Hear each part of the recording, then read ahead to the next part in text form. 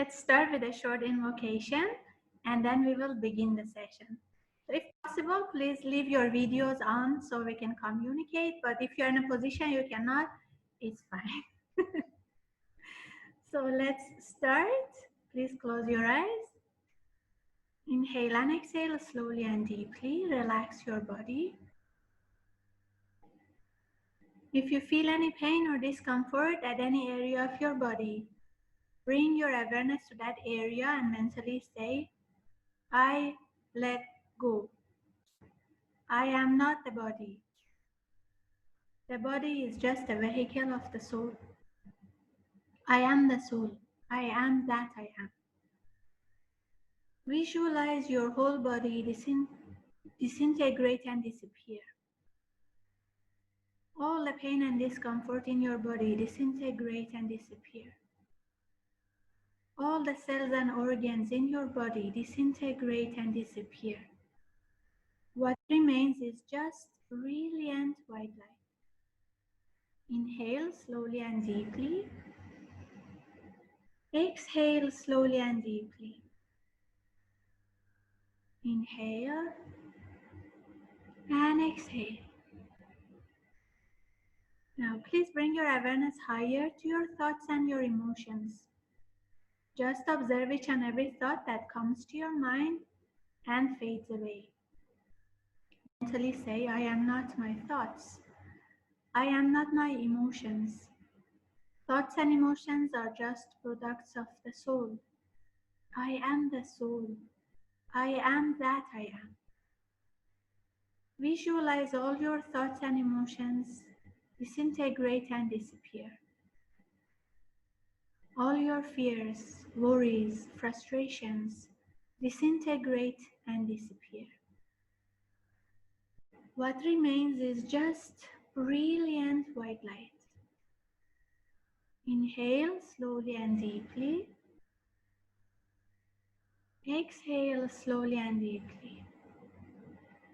Inhale and exhale.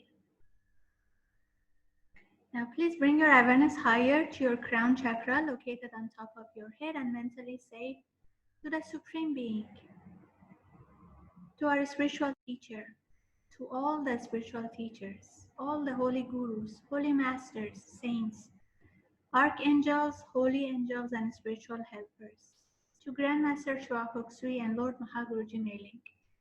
Thank you for all of your priceless blessings, for divine light, divine love and divine power, divine guidance, help and protection, inner healing and physical healing, good health and happiness, prosperity and abundance, spirituality and illumination.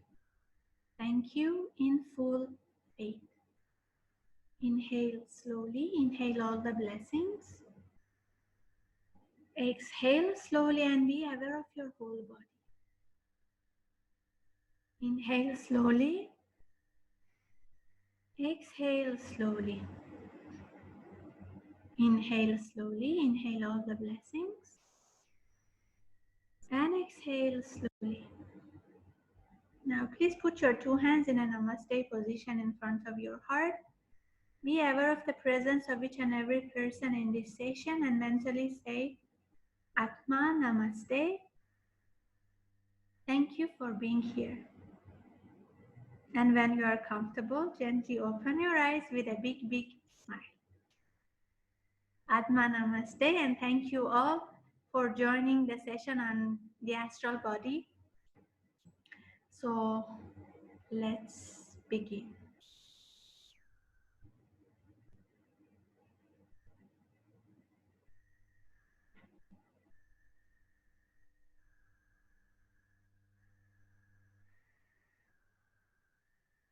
So as usual, if you have questions, please put them in the chat and we will discuss about them.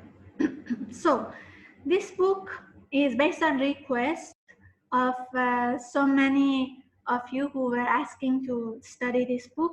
And I think our previous studies on thought form may help a lot because especially in the beginning, there are some discussions on the colors and on the thought form. Okay, so let's start. We will go chapter by chapter as usual. So the first chapter is general description of the astral body.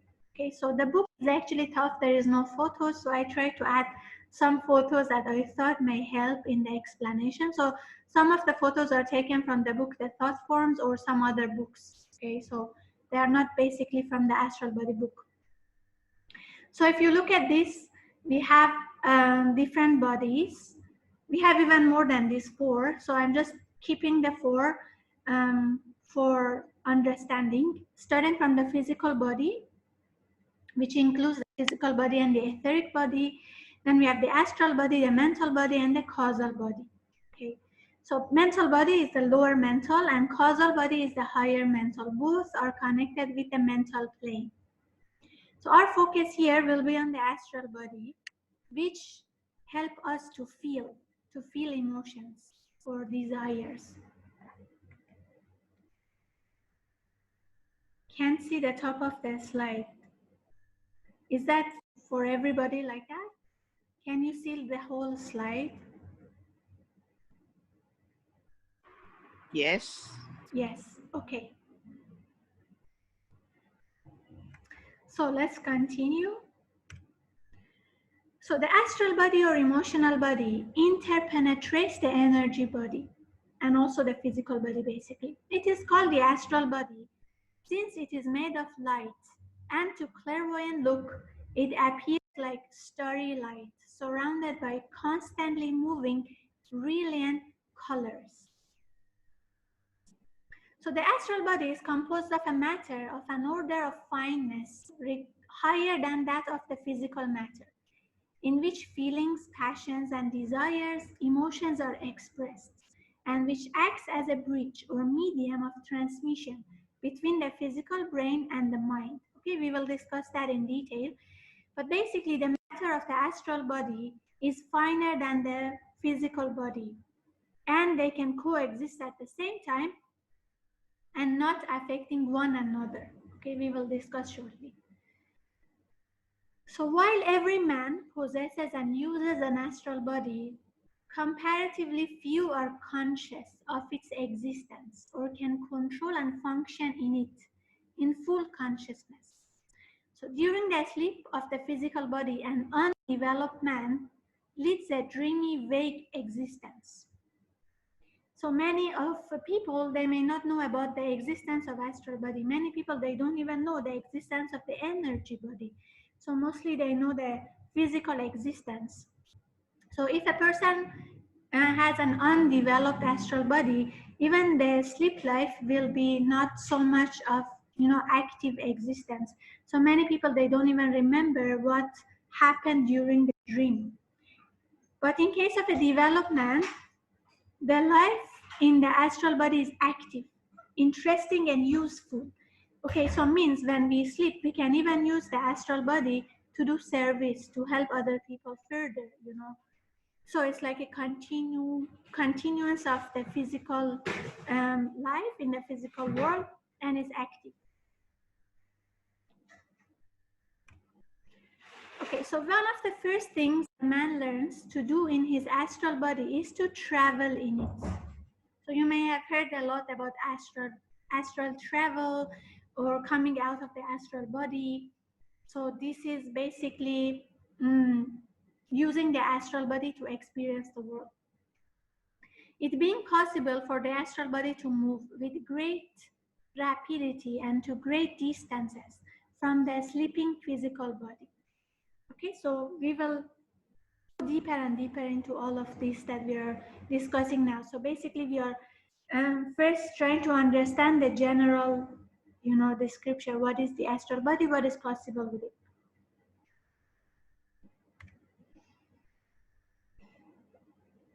Okay, so a clear understanding of the structure and nature of the astral body, of its possibilities and its limitations, is essential to a comprehension of the life into which men pass after death. So the discussion of life after death is part of this book, which I think comes in the second session or third session.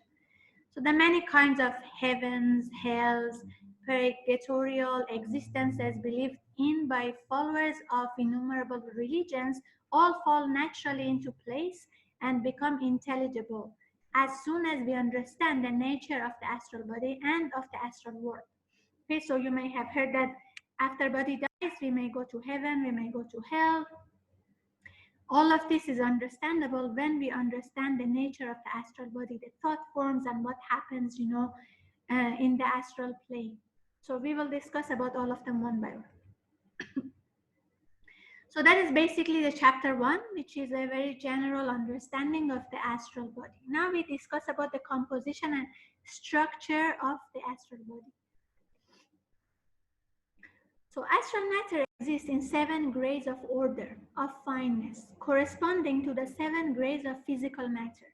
Okay, so physical matter has 7 grades, from solid to liquid to gas, and then etheric.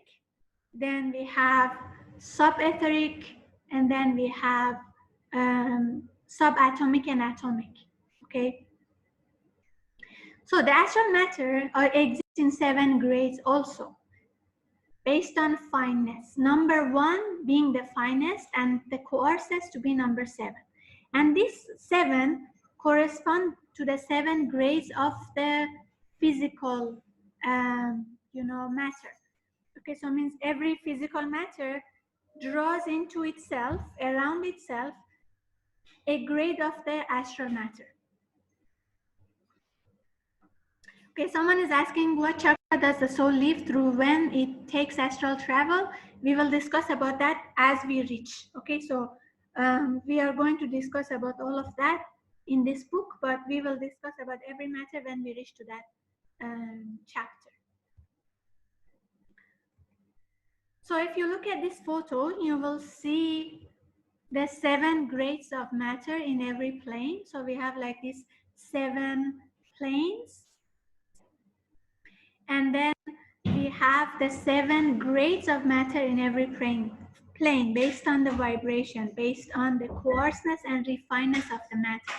Okay, so there is no names like solid, liquid, gas, etheric, super etheric, and subatomic, atomic like we have for physical body. There are no names for the astral matters, for the mental matters, and so on. But just know that every matter of the astral plane corresponds to one of the matters of the physical plane based on the grades of refinedness, based on the vibration. Okay, so the grades are like, exactly like how physical life exists. We have from coarses to refined to more refined. Similarly, the astral matter is like that also, which correspond to the emotions, from the coarsest emotions to the most refined, from the selfish emotions to more unselfish. Okay, so it's a different quality of energy, it's a different quality of matter, corresponding to the physical matter.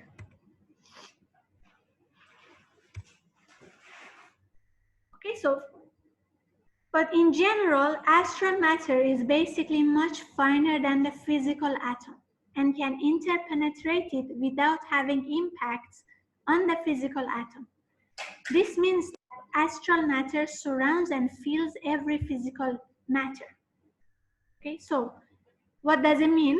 It means a being living in the astral world might be occupying the same space as a being living in the physical world, yet each would be entirely unconscious of the other. Have you seen the movie The Other?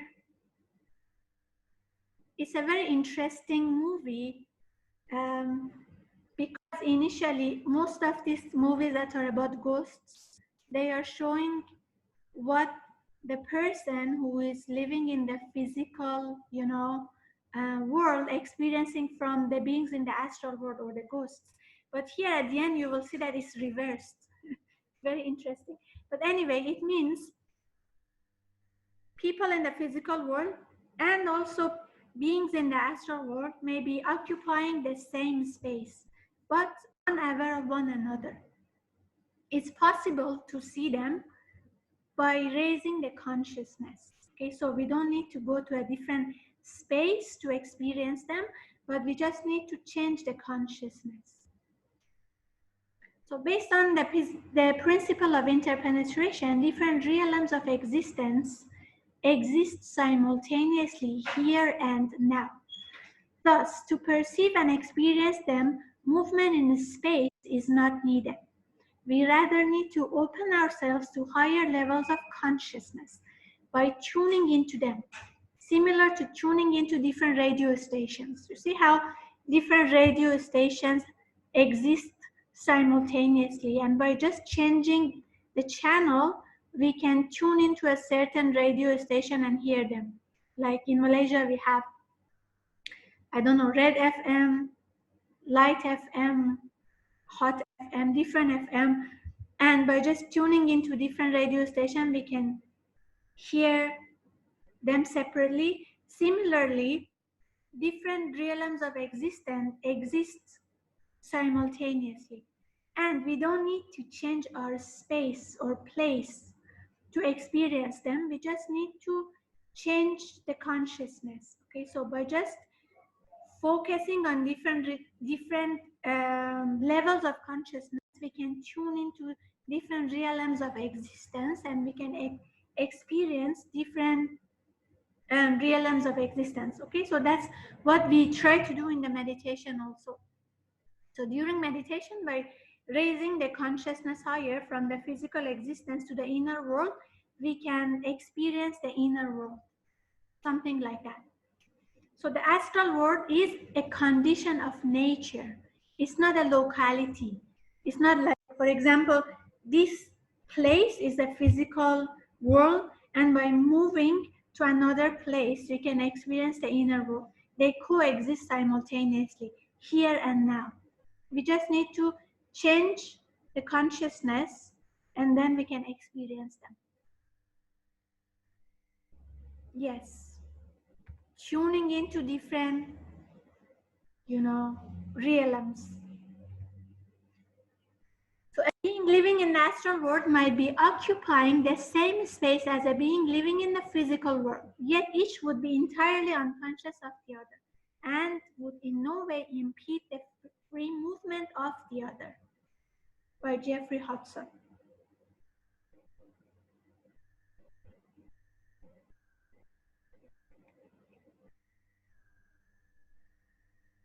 Okay, so astral matter corresponds with curious accuracy to the physical matter, which it interpenetrates. Each variety of physical matter attracting astral matter of corresponding density. So it means physical matter attract more denser astral matter.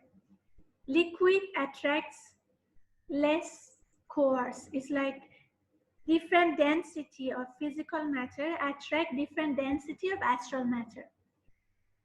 So the astral body of man, thus being composed of matter of all 7 grades, it is possible for him to experience all varieties of desire to the fullest possible extent, the highest as well as the lowest.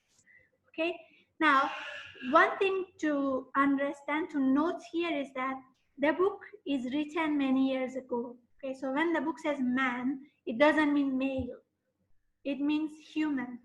So when it says him, it means him and her.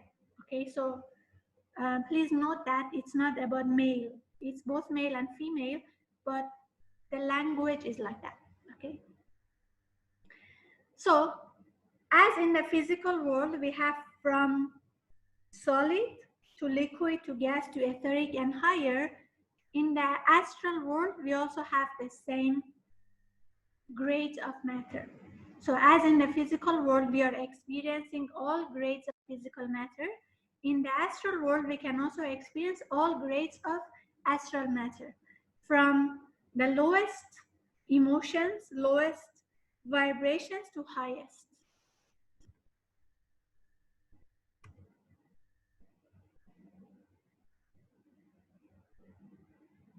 So in addition to the ordinary matter of the astral plane, that which is known as the third elemental kingdom, or simply as the elemental essence of the astral plane, also enters largely into the composition of man's astral body and forms what is called the desire elemental.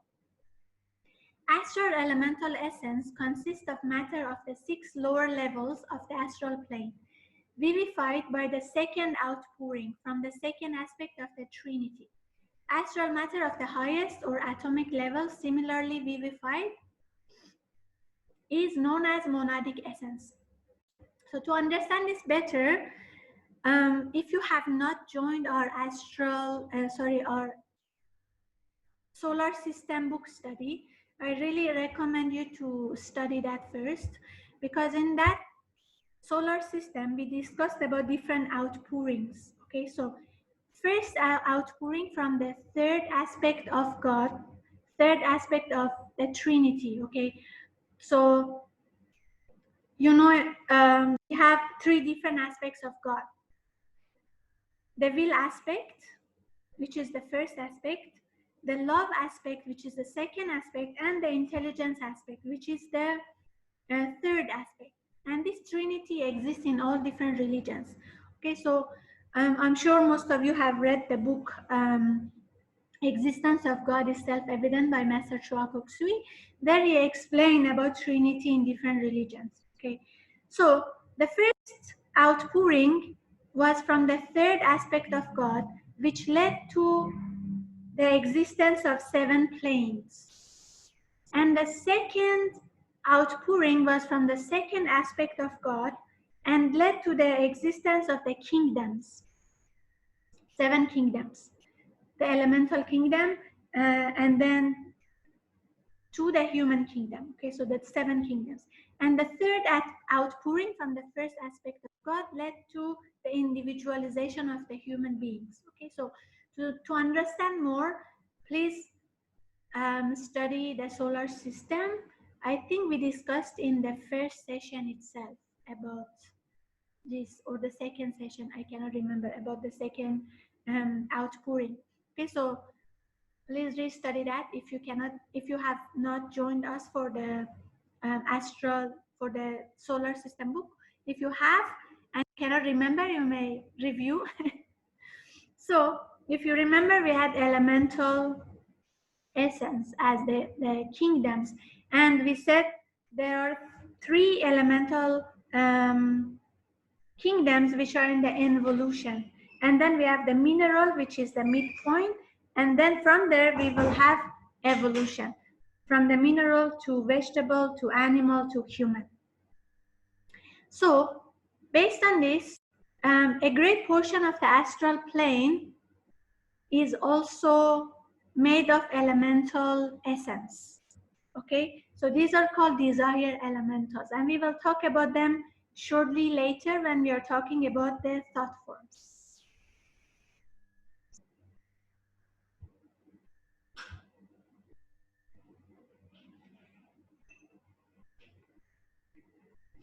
And when we talk about the life after death, so this elemental essence or desire elementals will play a vital role in a certain, activities. For example, one which is called purging. We will discuss about that later.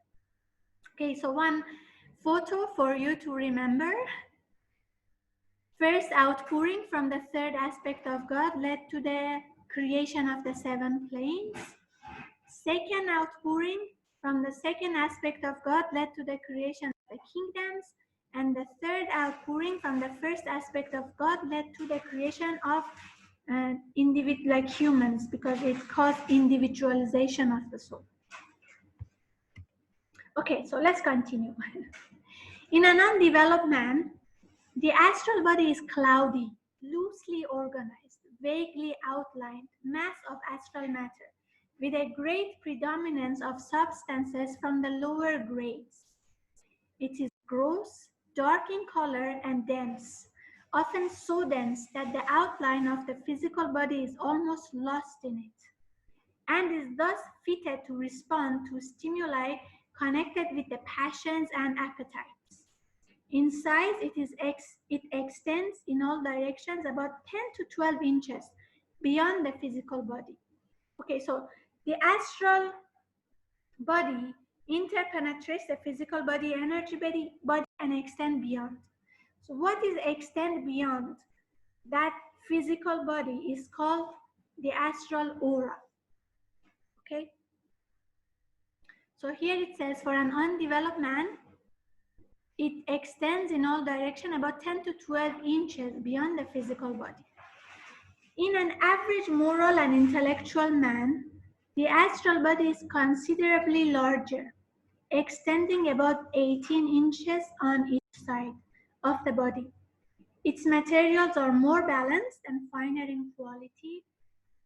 The presence of the rarer kinds giving a certain luminous quality to the whole, and its outline is clear and definite.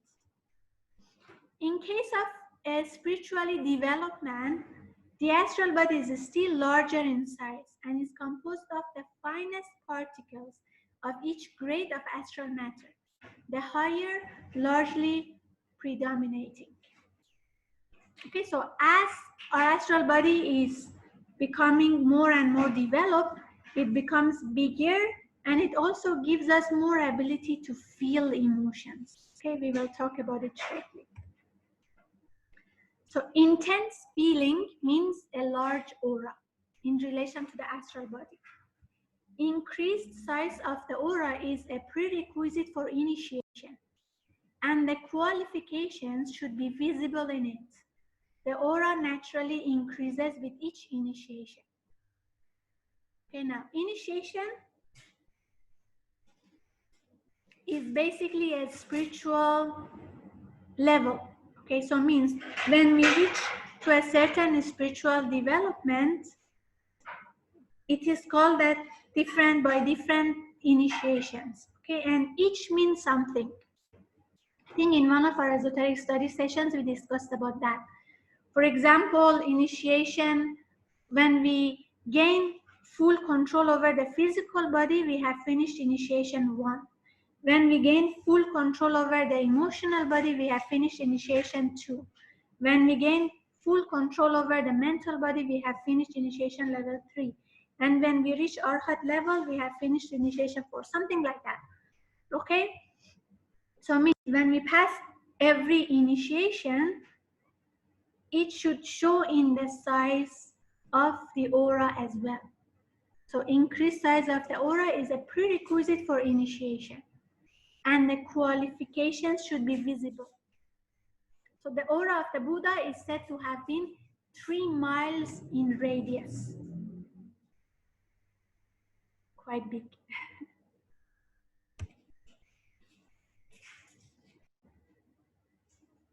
Okay, any questions so far? So far we discussed about the general meaning or description of the astral body, and now we are discussing about its characteristics. So in some part of a man's physical body, if some part of a man's physical body is removed, for example, by amputation, the coherence of the living astral matter is stronger than its attraction towards the separated portion of the physical. Consequently, the astral counterpart of the limb will not be carried away with the separated physical limb. Since the astral matter has acquired the habit of keeping that particular form, it will continue to retain the original shape, but will soon withdraw within the limits of the form. The same phenomenon takes place in the case of a tree from which a branch has been separated. Sorry, severed means is separated. Okay. Someone is asking, is it correct that the size of Buddha Kuan Yin's aura is the size of a planet? I don't know actually, but is big. So here we just read, based on the book, the aura of Buddha is said to have been 3 miles in radius. So it's less than the planet, but it's big. I don't know the exact size, but the book says Buddha is said to have 3 miles in radius. Okay. So according to Heart Sutra, it's bigger than the earth, but no, I don't know. I don't know if anybody has really measured it. But we know that as the soul is developing and evolving, the size get bigger, bigger, and bigger. Okay, so going back to what we just discussed, so imagine, our astral body has a certain coherency, okay? So imagine a part of the body is separated, is amputated. The astral body, the astral part of that, physical, let's say, hand or leg will remain. Similar with a tree. If a certain branch is removed, the astral part of that branch remains. But in case of an inanimate body, okay, like a chair, a table, something physical which doesn't have life or soul, it's not like that.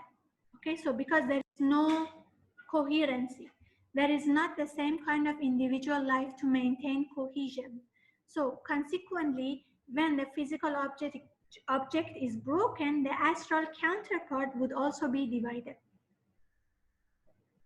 Okay, so for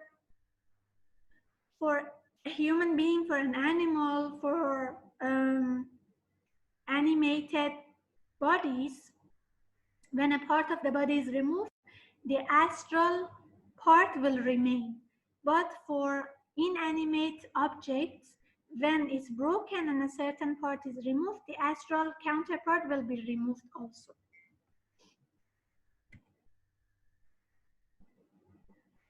So that was about the characteristics of the astral body.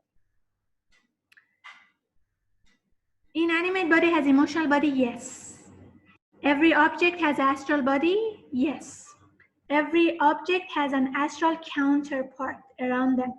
Okay, and that is based on the quality of energy and the quality of the physical atom.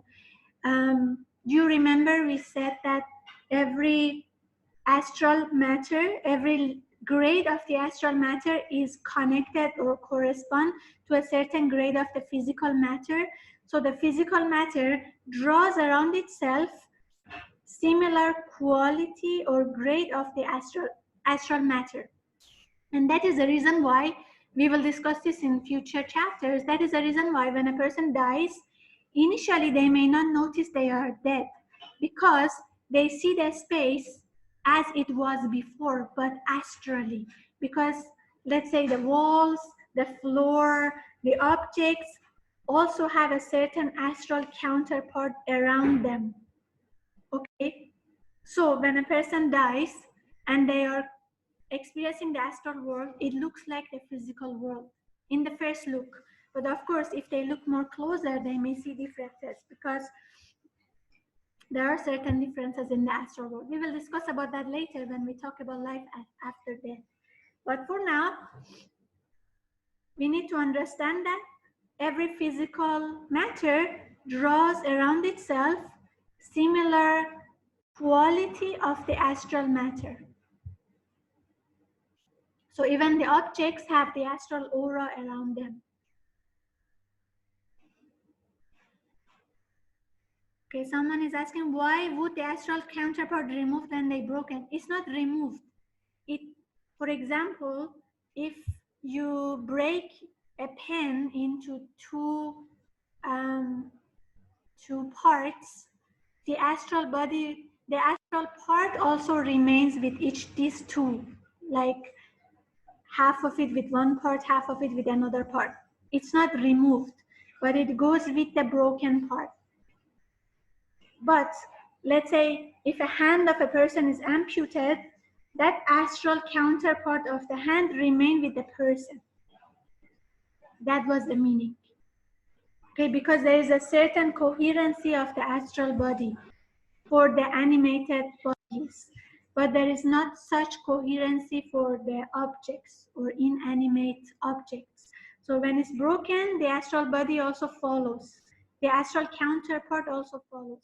But if for living beings, a certain part is removed, even for trees, even for vegetables, animals, that astral counterpart remains with the astral body.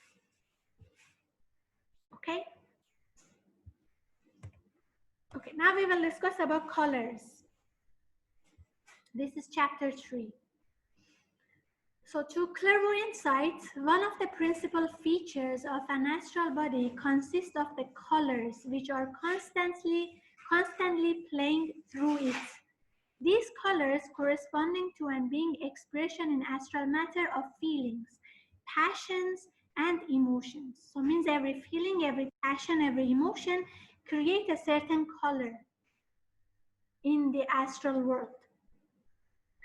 As we rise from one stage to another, they become more delicate and more luminous, so that they may be described as higher octaves of color.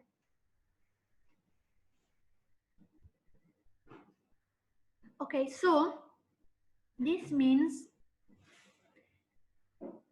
based on the book, the colors that are shown in the book, in the Thought Forms book or any book, we cannot really show the higher octaves because there is no way of, how to say, showing them on paper. But we just need to understand that as these emotions are becoming more refined and more higher, they become more delicate, more luminous. It's like in music, we have octaves and it goes from one octave to higher octaves. Colors is similar also.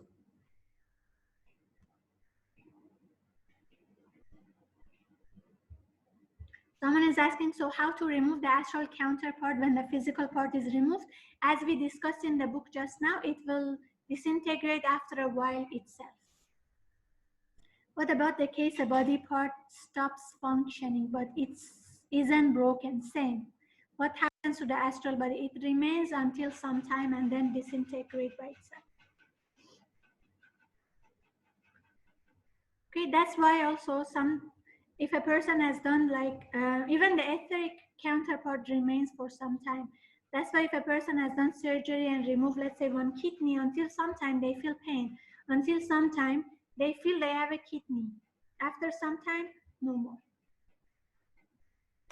Okay, so this is what we discussed in the previous book study. Again, if you want to know more about the colors and the thought forms, please re-study the previous study session on the thought forms. So I'm just sharing some of the photos here for our review and understanding, especially if some of you have not joined the previous study session, at least you can gain some knowledge about it. So some of the colors based on the book: black in thick clouds shows hatred and malice. Red in deep red flashes shows anger. Scarlet cloud shows irritability. Brilliant scarlet, noble indignation. Brown gray shows selfishness.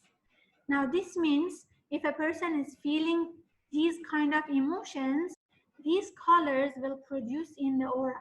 So if a person is clairvoyant and look clairvoyantly to the aura, by seeing these colors in the astral body, they can know what kind of emotions the person is feeling at that moment. So brown red, greed, which usually arranged in parallel bars across the astral body. Greenish brown shows jealousy. In the case of an ordinary man, means human, there is usually much of this color when he or she is in love. Because most of the love, like the love that most of the people feel, it has some jealousy with it. It's not like pure unselfish love. Gray, if it's heavy, shows depression, which arrange also in parallel. Gray livid shows fear. Crimson selfish love. Rose, unselfish love. Orange, pride. Do you remember some of you who joined our book study on the solar system, there were one group called the orange group. And they were called orange group because of the color orange in their auras. And that orange color was because of pride. We discussed about that. Okay, so pride creates orange color. Yellow varies from a deep and dull tint to brilliant gold, shows intellect. Gray-green, deceit. Emerald green, versatility, ingenuity, and resourcefulness applied unselfishly. Pale blue-green, deep sympathy and compassion. Apple green, strong vitality. Blue, if it's dark and clear, is a sign of religious feeling. If it's light blue, it's a sign of devotion to a noble spiritual ideal. Luminous lilac blue is usually accompanied by sparkling golden stars, shows higher spirituality. Ultraviolet is higher and purer developments of psychic faculties, and ultra-red, lower psychic faculties, evil and selfish forms of magic. So during meditation, sometimes we see these kind of colors. We may see blue, we may see ultraviolet. I remember when I started my Twin Hearts meditation, I was feeling initially very good, but I couldn't see anything. I remember after about 2 weeks or something, I could see brilliant violet, like luminous ultraviolet color. And at that time, I didn't know what it means. You know, I just did my basic class and I was doing Twin Hearts. But later on, after you do your, advanced and psychotherapy, you will know, okay, what electric violet means. So you may have experienced some of these colors already. Sometimes we see pink during the meditation when especially we are blessing the world with a lot of love, peace, and joy, which signifies what you call unselfish love. Someone says, I still don't see anything. Fine. Seeing things doesn't mean you're spiritually developed, if you have done psychotherapy, I know you have done psychotherapy, you know that different chakras are connected with different characteristics. Okay, so sometimes based on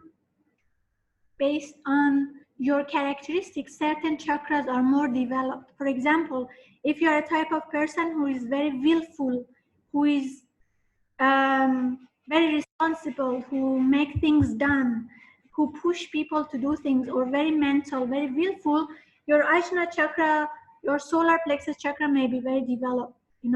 It's like more developed because you have to push people, you have to push yourself, you have to make things done, you have to think.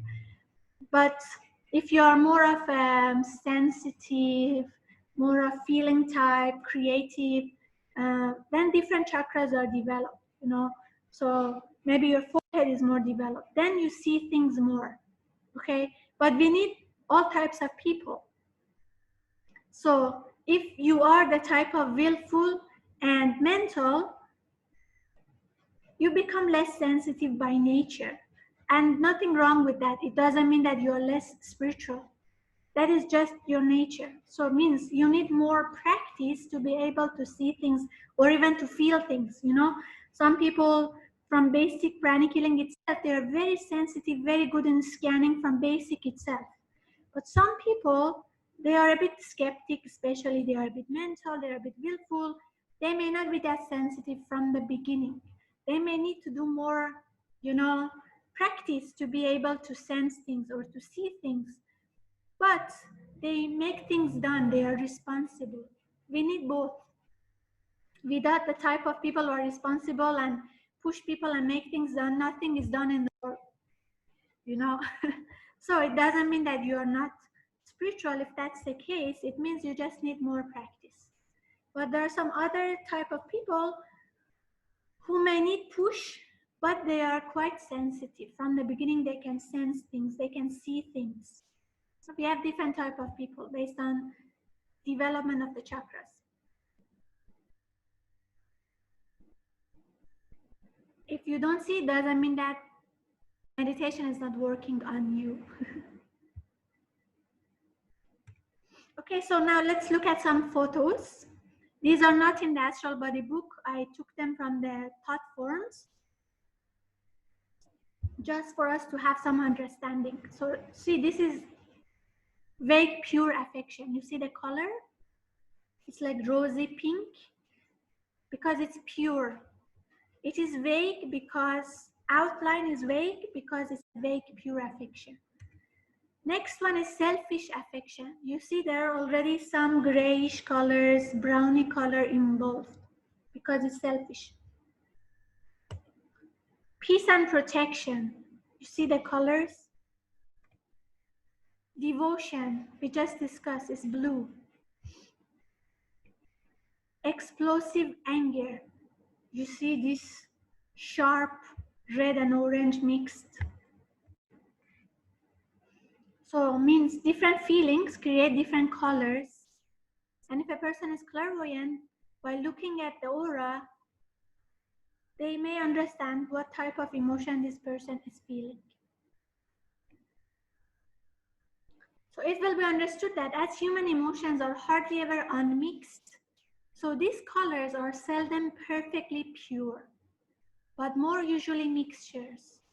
Thus, the purity of many colors is dimmed by the hard brown-gray of selfishness, or tinged with the deep orange of pride. Okay, so we are shortly later, we are going to see the aura of, like developed man, undeveloped man, average man. You will see a mixture of colors because usually when we are feeling a certain emotion, it's not just pure emotion, that emotion only. It's a mixture of different emotions. Like, for example, a person is feeling love, but at the same time, they are feeling like a bit selfish because they want the person just to themselves. Or they may feel love, but they may feel fear also, fear of losing the person. They may feel love, but some sort of pride as well. See, so it's like usually a mixture of emotions. That's why we see a mixture of colors in the aura. We don't see like one pure color only.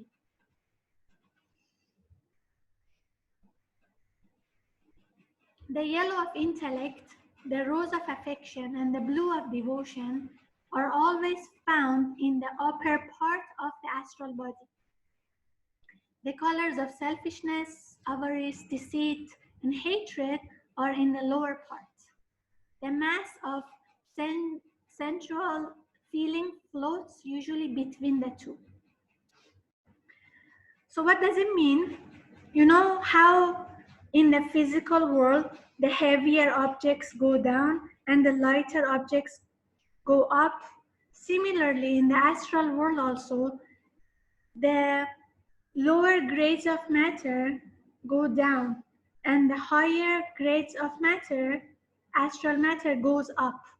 So if you look at the aura of an undeveloped man who is feeling more of a lower kinds of emotions like selfishness, anger, deceit, hatred, you may see an egg, like an egg kind of aura with the lower part bigger than the upper part.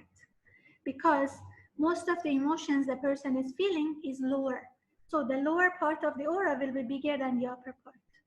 But if a person is developed and most of the feelings they are feeling, most of the emotions they are feeling is unselfish, it's pure intellect, it's affection, it's devotion, it's love towards humanity, the aura, the astral aura will be like an inverted egg with the upper part bigger than the lower part, because most of these emotions are found in the upper part of the astral body. Okay, some photos for understanding of mixture of emotions. Again, these are taken from the book Man, Visible and Invisible, if I'm not mistaken. So on the left, you will see the aura of a devotional person with lower portions betraying selfishness. So it's usually a mixture. A person may have devotion and love, at the same time selfishness also. So the selfishness will go to the lower parts of the aura, the devotion Love will go to the upper parts of the aura. Second image from the left, a wave of strong and pure affection sweeping over a person. This is when a person is feeling pure affection and love. So you will see the whole aura feels with like a rush of this color, and at a certain moment the whole aura will be like that, but after some time when the person is feeling other emotions, then it will be a mixture. The third one from the left, a person consumed in intense anger. So you see at that moment the whole aura will be filled with these sharp red and gray and black colors mixed. And once the person is feeling a bit calmer, then you will see other colors appearing in the aura as well. So the photo from the right, a person in love. Lust and jealousy show in the lower half with affection and devotion in the upper areas. Again, a mixture. Because most of the emotions we are feeling is mixed. But sometimes it may be one pure emotion only. By pure, I mean just that emotion. For example, when you're super angry, the whole aura may be filled with anger only, just showing the anger. But after some time, when you calm down, some other emotions show themselves.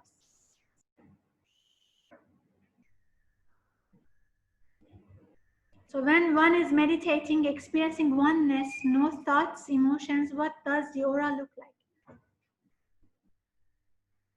Again, it may be not like fully, because we still have certain emotion in the aura. Okay, even when you're meditating, sometimes you feel devotion, sometimes you feel love, sometimes you feel unselfishness. So there will be other colors also mixed, but it reaches a point that the arhat, the person is already in the arhatship. So there is no emotions or thoughts of the what you call the incarnated soul. So it means the emotional body and mental body will be a reflection of the causal body. Then the color will change. We will talk about that shortly. It will be like a color of mother of pearl effect, something like that. We will talk about it.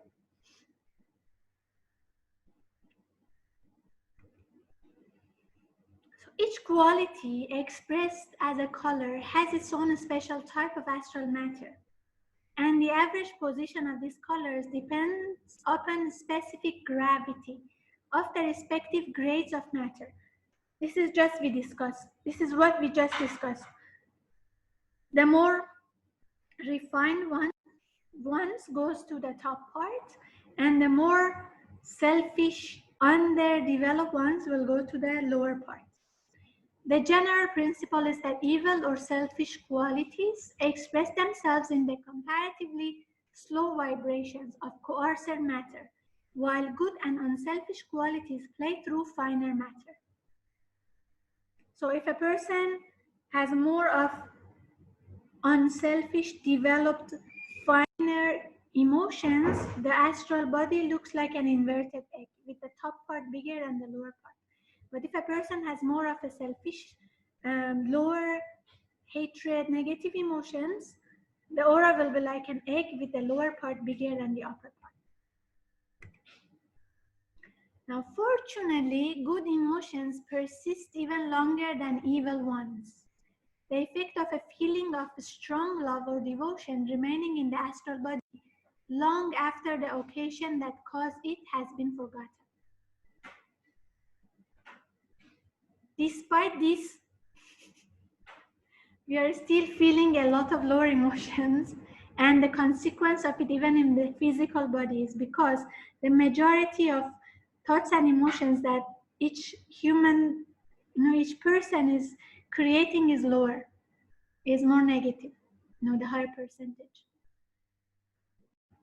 Fortunately, good emotions persist longer.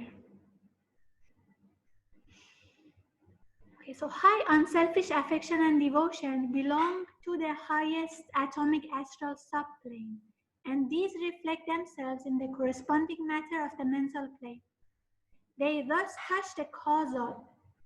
Causal means the higher mental body, not the lower mental. This is an important point of which the student should take special note. The ego, in Theosophy language, ego means higher soul. Personality means incarnated soul. Who resides on the higher mental plane is thus affected only by unselfish thoughts. Consequently, in the causal body, there would be gaps, not bad colors, corresponding to the lower feelings or thoughts and thoughts. What does it mean? It means when a person feels negative emotions or negative thoughts, these negative feelings or negative thoughts doesn't affect the ego or the higher soul. They don't contaminate the higher soul, but they are perceived as a gap. Means the higher soul is not developing. There is a gap. But when a person is feeling unselfish, higher types of emotions, the vibration goes higher and touch the higher mental body, the causal body. So means they help to improve or develop. Means they help in the process of evolution. Ego means higher soul. The language in the Theosophy, ego means higher soul.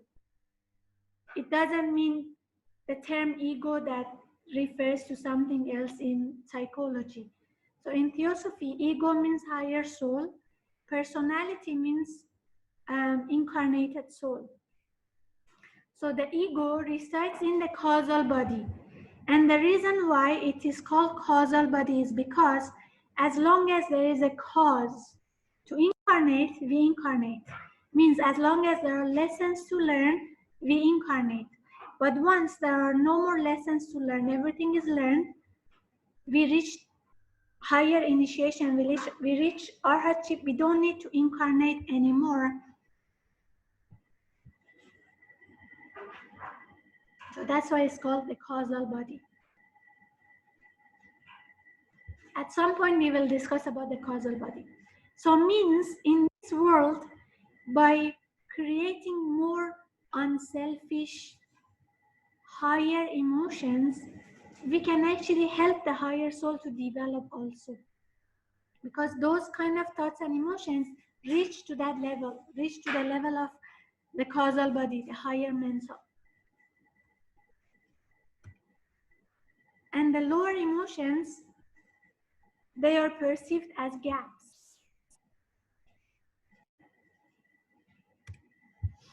So in order to realize the appearance of the astral body, it must be borne in mind that the particles of which it is composed are always in rapid motion. In the vast majority of cases, the clouds of color melt into one another and are all the while rolling over one another, appearing and disappearing as they roll. The surface of the luminous mist resembling somewhat the surface of violently boiling water. The various colors, therefore, by no means retain the same positions, though there is a normal position towards which they tend to return. Okay, so means it's not like fixed place for every color. It's like a boiling water. They move, they roll from one color to another color, but they generally tend to go towards the same position, meaning to say higher emotions in the top part of the astral body, lower emotions in the lower part. But they melt into one another. It's like clouds or like surface of the boiling water. It's not static or fixed. Okay, now let's look at some images showing a savage, an average person, and a developed person. A savage, a very large portion of sensuality, deceit, selfishness, and greed. Fierce anger is implied by smears and blots of dull scarlet. Very little affection appears, and such intellect and religious feeling as exist are of the lowest possible kind. The outline is irregular and the colors are blurred, thick and heavy. The whole body is evidently ill-regulated, confused and uncontrolled. Okay, as you see, even the outline of the body is not really fixed or clear because the whole astral body is not so well developed. It's more of like a mass, vague, with more dull colors, blur, heavy, thick colors of lower nature.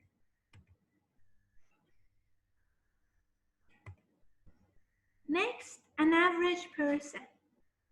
Sensuality is much less, though still prominent. Selfishness is also prominent, and there is some capability of deceit for personal ends.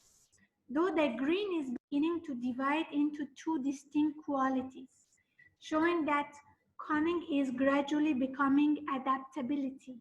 Anger is still marked. Affection, intellect, and devotion are more prominent and of a higher quality. The colors as a whole are more clearly defined and distinctly brighter, though none of them are perfectly clear.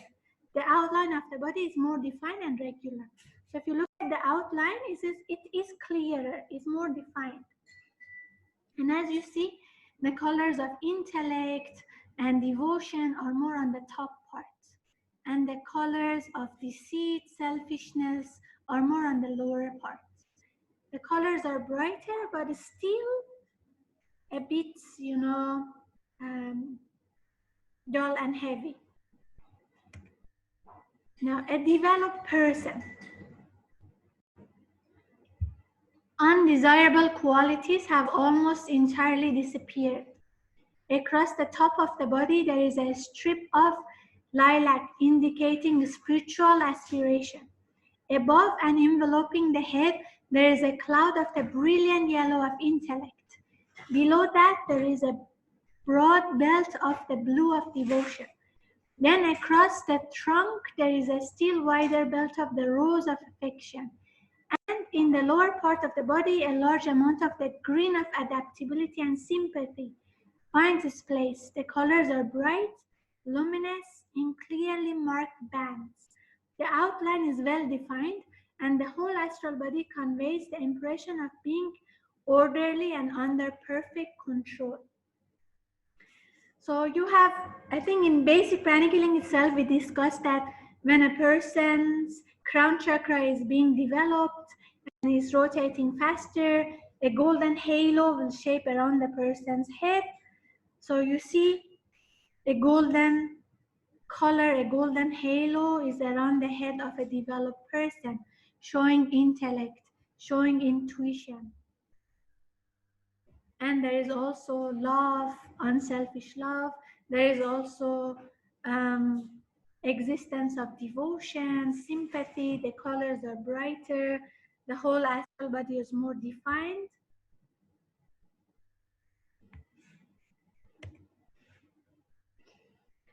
So as a man develops, his astral body more and more resembles his mental body until it becomes little more than a reflection of it in the grosser matter of the astral plane. This, of course, indicates that the man has his desires thoroughly under the control of the mind and is no longer apt to be swept by urges of emotion.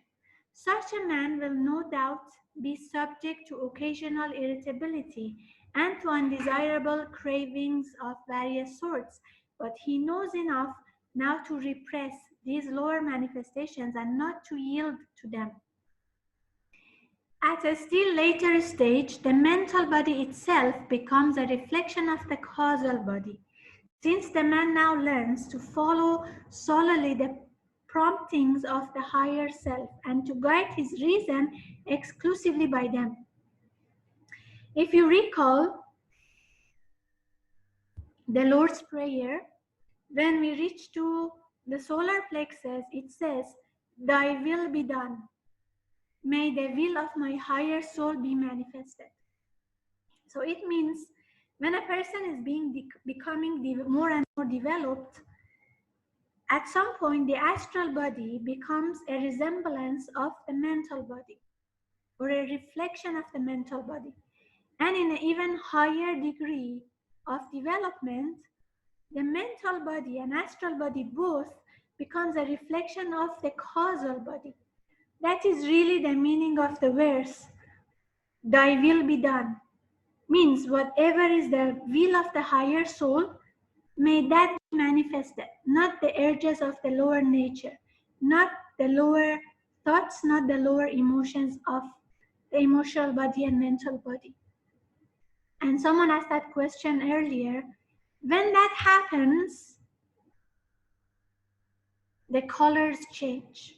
So the mind body and the astral body of an arhat would have very little characteristic color of their own, but would be reproductions of the causal body, insofar as their lower octaves could express it.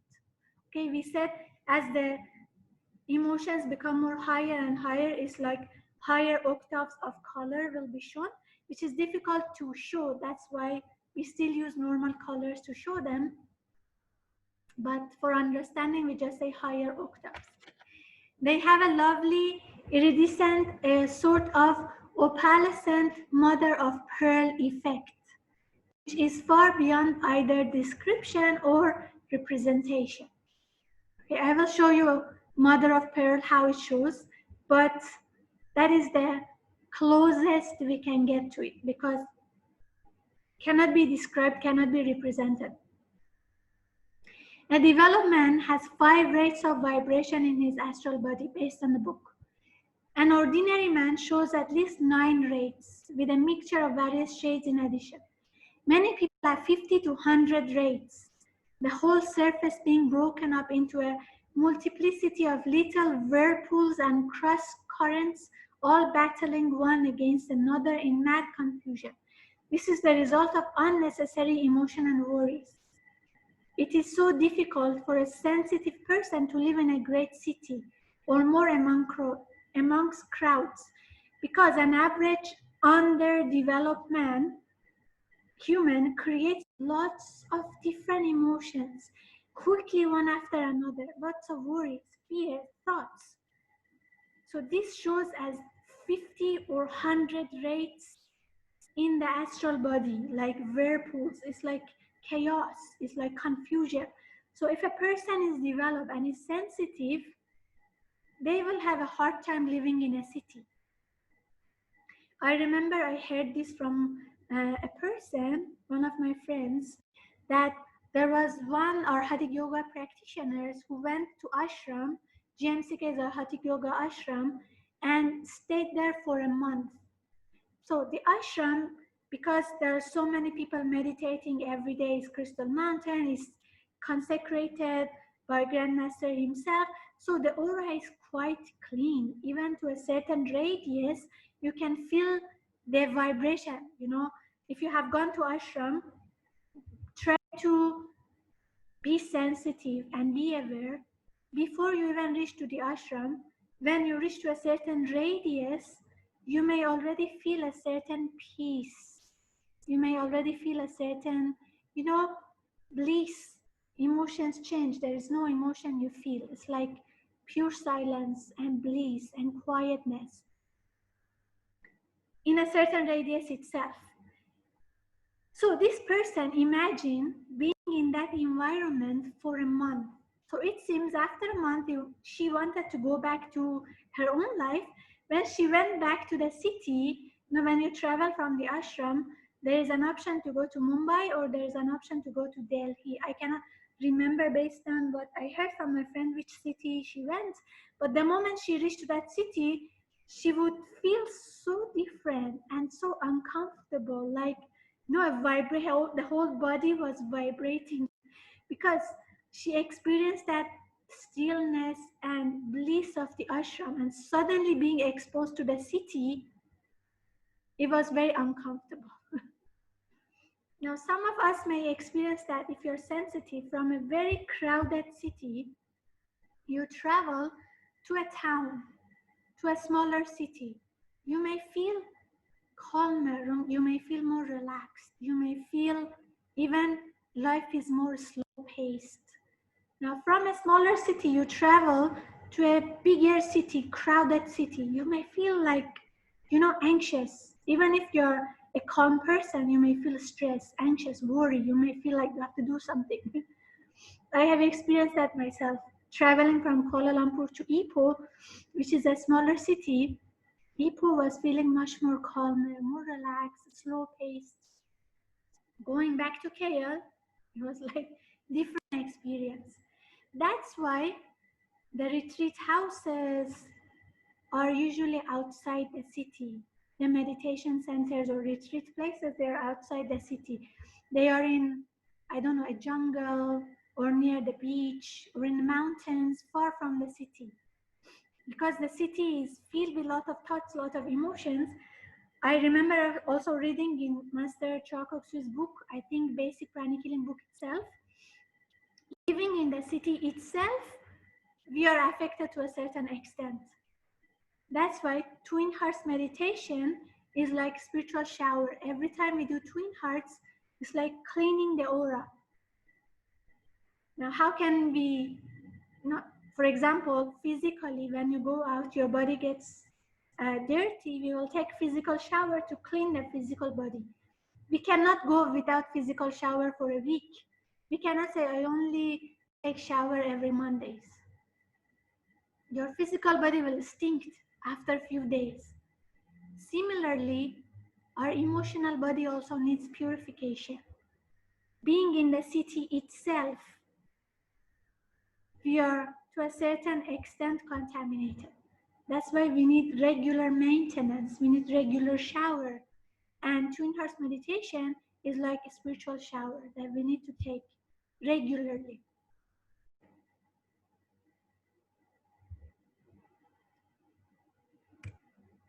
So this is like a mother of pearl effect. You will see like there is no color, but when you move it based on the sun, you will see reflection or like what you call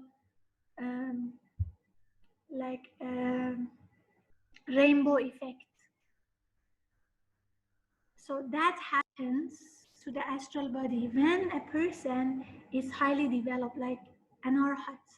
So means the astral body and mental body becomes reflections of the causal body. We call it mother of pearl effect.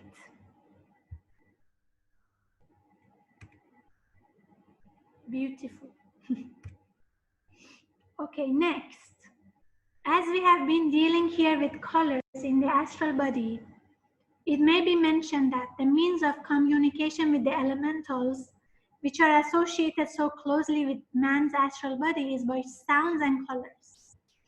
Students may recollect obscure allusions now and again to a language of colors, and the fact that in ancient Egypt, sacred manuscripts were written in colors. Mistakes in copying being punished with death. To elementals, colors are as intelligible as words are to men. Okay, now, this one we will not discuss further, but I kept it from the book. In the book also there was just one, one paragraph about it. There were certain practices to connect with certain elementals or do certain magic with them, and because elementals respond to sound and colors, so some of these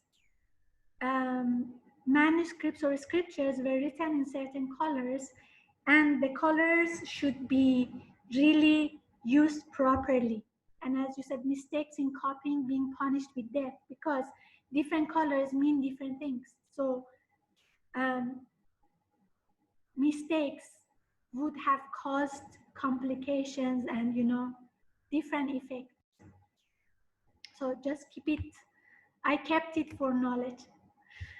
Okay, so we finished the chapter about colors. Now let's talk about functions. I was thinking we discuss up to thought forms, but let's see, because there's still a few chapters to go. Whenever we feel that it's too much to handle, we will keep the rest for the next session.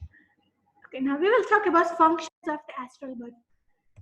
There are basically three functions. Number one, enabling the person to feel higher or lower emotions. Number two, acting as a bridge between the physical brain and the mind, which operates in the mental body. Without the astral body in general, there would be no contact between the external world and the mind, and there will be no connection between the physical impacts and their perception by the mind. From the astral matter, the etheric matter will be affected, which manipulates the dense physical matter of the brain and vice versa.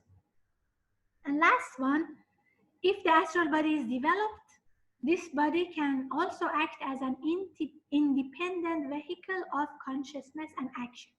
Now we will discuss about these three functions one after another, one by one. Number one. So the first one was enabling the person to feel higher and lower emotions. A few things to bear in mind. Number one, the astral body is often known as the Kama Rupa. Kama means desire or emotion. So in the book, Kama is used as both emotion and desire.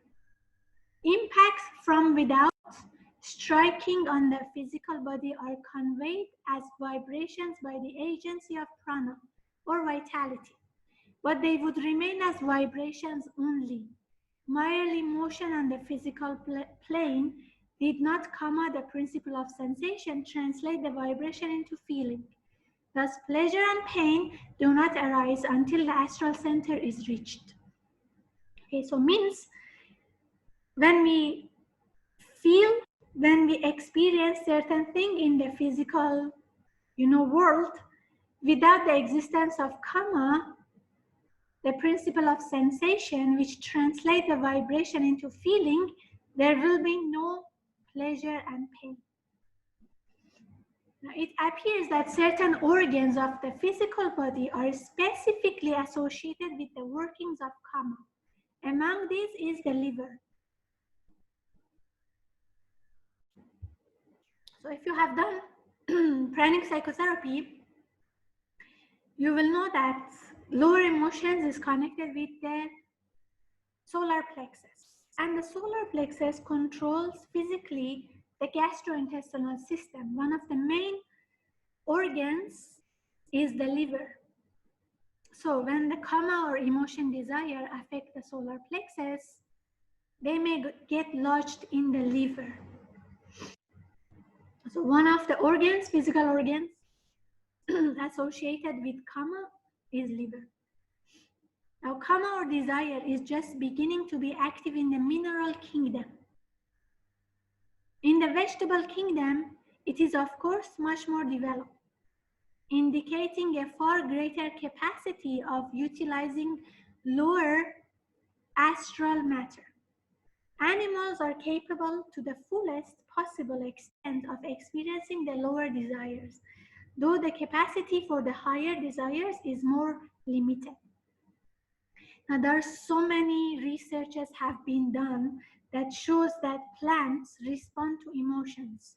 So when you talk to a plant with love, with joy, the plant will grow more. And if you scold the plant may die. So there are so many researches done like that. If you Google, you may find so many. Animals even more. So they respond to emotions. I remember, I used to have a cat and this cat was very naughty. And the cat could feel whoever is afraid of the cat, she would even scare them more, like naughty cats. If you're fine, they were fine with you. She wouldn't really, play with you. But if you're afraid, of cats. My cat would go and tease them even more. So one of my cousins is afraid of cats. So whenever she was in our house, my cat would tease her, and we would laugh about it. But I remember one time, this cousin, her aunt passed away. So when she came to our house, she was very sad. And at that time, my cat didn't tease her. It's like the cat could feel the sadness in my cousin, and the cat sympathized and didn't, tease my cousin. And it was really interesting for me. I was thinking, wow, the cats can really feel emotions and respond to that. And if the animals live with humans, they may start to even experience higher emotions. Like some dogs, they become very devotional to their owners. And this is being developed because of being in the presence of human beings. So some of their higher emotions also start to develop.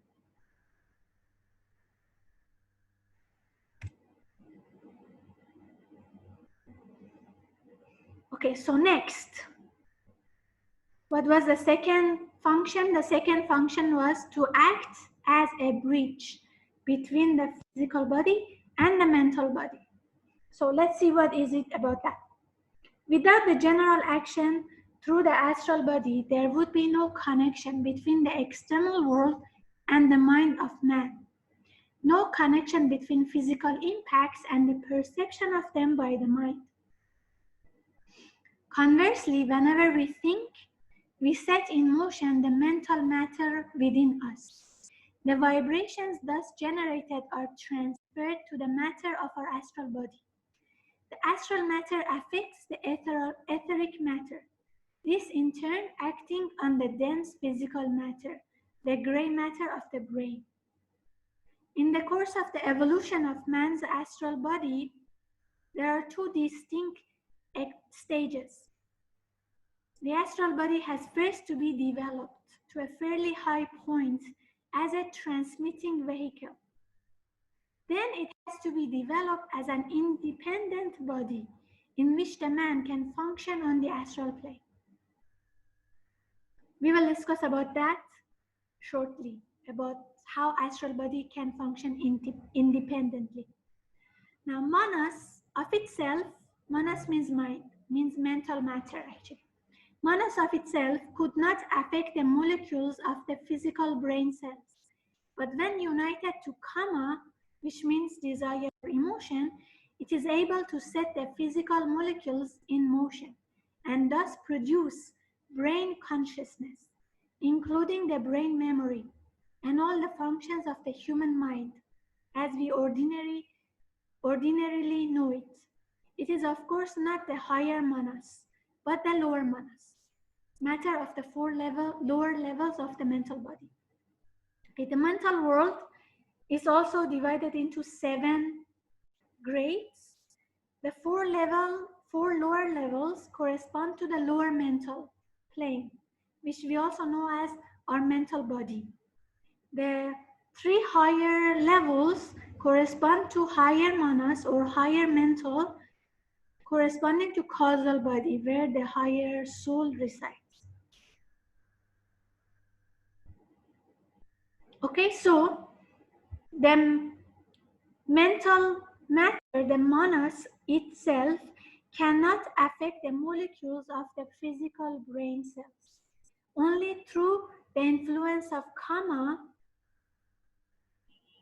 the cells of the brain can be influenced. So means without the existence of the astral body, the astral matter, there will be no contact between the external physical world and the mind or the mental world.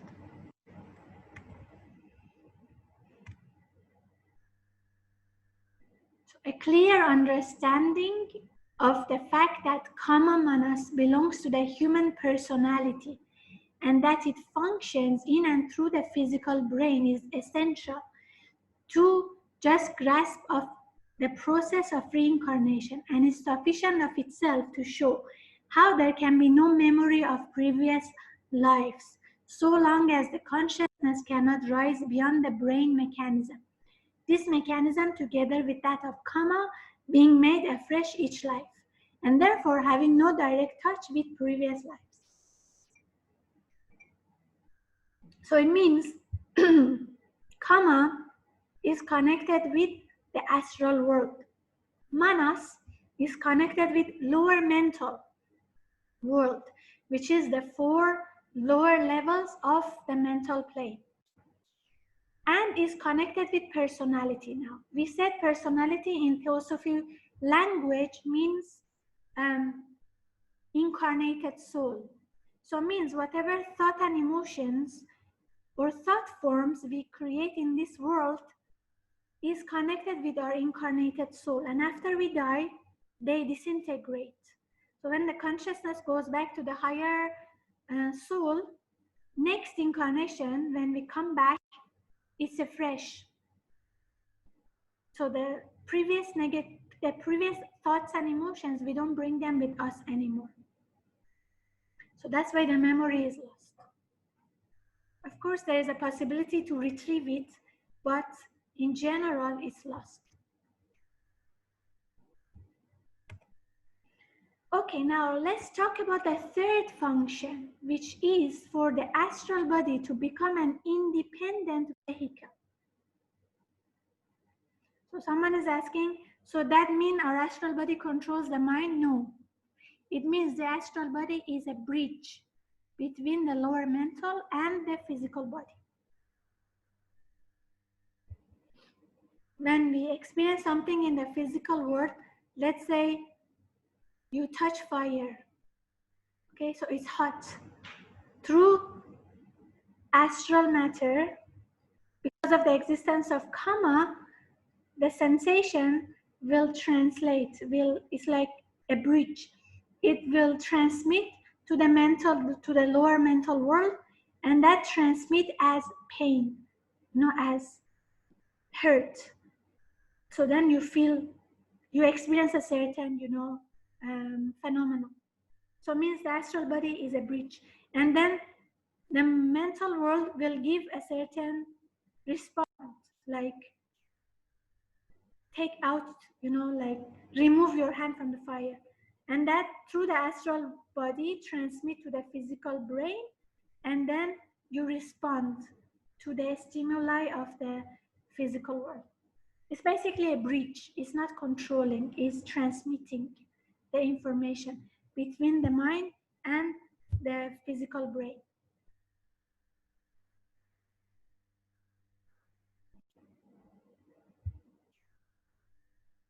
Yes, response is important. Okay, but the bridge, as we develop the astral body, we are also developing this transmission. Okay, so we are developing to respond faster. We are developing, basically. And once we develop that, then only we can act independently using the astral body that we discussed already. First, we need to develop the astral body, then we can use the astral body to independently experience certain things. Okay, now, what we are discussing now is connected to the third function of the astral body, which is to act as an independent vehicle. So there are different ways how the astral body can be used as an independent vehicle of consciousness. First, during ordinary waking consciousness, while the physical brain and senses are wide awake, the powers of the astral senses may be brought into action. Some of these powers correspond to the senses and powers of action possessed by the physical body through the chakras. Okay, we will talk about chakras after this. Every chakra has certain physical functions. They also have certain psychological functions. So through the functions and powers of the chakras, during waking consciousness, we can use the astral body or the astral powers. Second, during sleep or trance, it is possible for the astral body to separate itself from the physical body and to move about and function freely on its own plane. In the next session, we are going to talk about sleep life. So you may see that when the astral body has reached a certain development, the astral body can be used as an independent vehicle and experience the astral world during sleep life itself. So means using the astral body, we can still help other people during sleep. You know, in our religious textbooks, there is a saying that for a developed person or for a spiritual person, sleep is like meditation. Sleep is like spiritual activity or service. So for many years, I was thinking, how convenient. Sleep can be a meditation. How can that be possible? What is the meaning? I really didn't know. But after I came into the spiritual world and I started to study, then I noticed and I realized when we reach to a certain development, we can be conscious while sleeping. And when we are conscious, during sleep time, we use the astral body to still help other people. So means we can sleep and we can still do service. We can still heal people during sleep. We can still bless them. We can still help them. We can still teach them. We can still learn during sleep. So means the 8 hours of sleep will not be wasted. It's actually used for spiritual development. That is the real meaning, which I didn't know before because my knowledge was not, enough to understand the matter. Would be good, yeah. Even the 8 hours of sleep can be used for something. It becomes useful, it becomes active, not wasted. Okay. Next, it is possible so to develop the powers of the astral body that a man may consciously and deliberately at any time that he chooses leave the physical body and pass with unbroken consciousness into the astral body. This is the meaning of astral travel. So it means if we develop the astral body at any point of time, you can come out of the physical body and experience the astral world. And that is good because physical body has certain limitations. You cannot go, like especially now, you see during the pandemic, you cannot go to different countries. You cannot experience different things. But what if you had that power to come out of your physical body and to experience different countries, different, you want to go and attend a class of a certain teacher. You want to see if your, let's say, relatives or parents who are not with you are doing well or not. So many things you could experience with your astral body when you don't have the limitations of the physical body.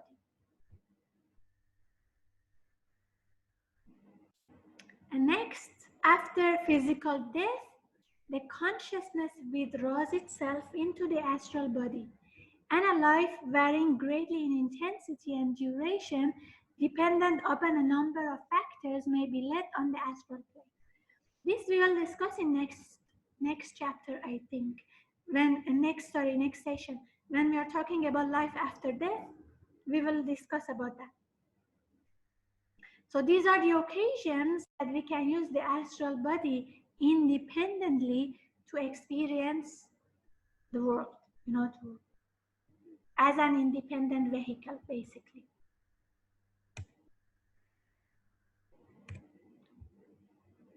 Great.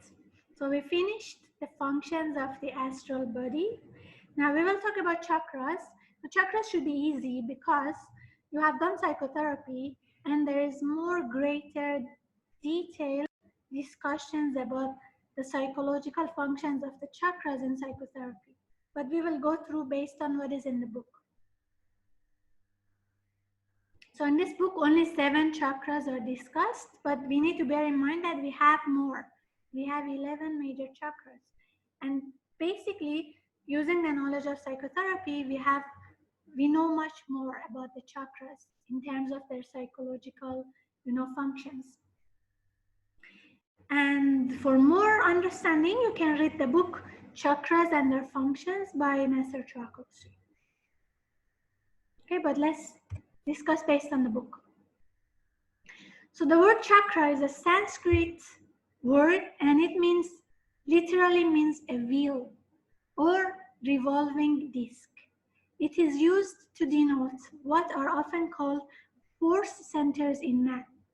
There are such chakras in all man's vehicles, and they are points of connection at which force flows from one vehicle to another. They are also intimately associated with the powers or senses of the various vehicles. In the book Chakras and Their Functions, Grandmaster says different chakras are seats for different powers. So when different chakras are being developed, different powers will be developed also. Okay, now these are the 7 chakras based on the book. But again, knowing the knowledge of psychotherapy, we know much more about them. So let's see what the book says. First chakra located in the base of the spine. This is the seat of the serpent fire or kundalini. Originally, the astral body was an almost inert mass, possessing but the vaguest consciousness, with no definite power of doing anything, and with no clear knowledge of the world surrounding it. The first thing that happened was the awakening of kundalini at the astral level, which gave life to these chakras in the astral level. Second one is navel chakra. Awakening in the astral body the power of feeling, a sensitiveness to all sorts of influences. Now again, you see, here we are discussing about 7 chakras. Okay, so sometimes 2 chakras may be combined and explained as one, or may be taken one instead of the other. You see, there is no solar plexus chakra here, but there is just one navel chakra, and it's known as the chakra for sensitiveness to all sorts of influences. Now, knowing psychotherapy, we will know that there are differences between navel and solar plexus chakra. So that's why I say Master Shakoksu's teachings is more complete basically when it comes to the chakras. Next one, spleen, is connected with absorption of prana, the vitality force, which also exists on all planes. The vivification of the spleen chakra enables the man to travel in his astral body consciously. Okay. Now in psychotherapy, we learn also that if the spleen chakra gets affected, it causes a certain type of depression, which is like because of lack of vitality, because this is absorption of prana or vitality in all planes. Next, the heart. This chakra enables the man to comprehend and sympathize with the vibrations of other astral entities so that he can instinctively understand their feelings. So that is what we discuss also in psychotherapy, that the heart chakra is the center for higher emotions. Next is throat. The chakra confers the power in the astral world, which corresponds to hearing in the physical world. Next one, between the eyebrows, which we call it the Ajna chakra. This chakra confers the power to perceive definitely the shape and nature of astral objects, instead of merely vaguely sensing their presence. And last one, top of the head, which is corresponding to crown. This chakra rounds off and completes the astral life, endowing the man with the perfection of his faculties. Okay, so we discussed this based on the book, but again I say studying pranic psychotherapy and the book Chakras and Their Functions give you much more detail and understanding about the 11 major chakras and their psychological functions and their powers basically.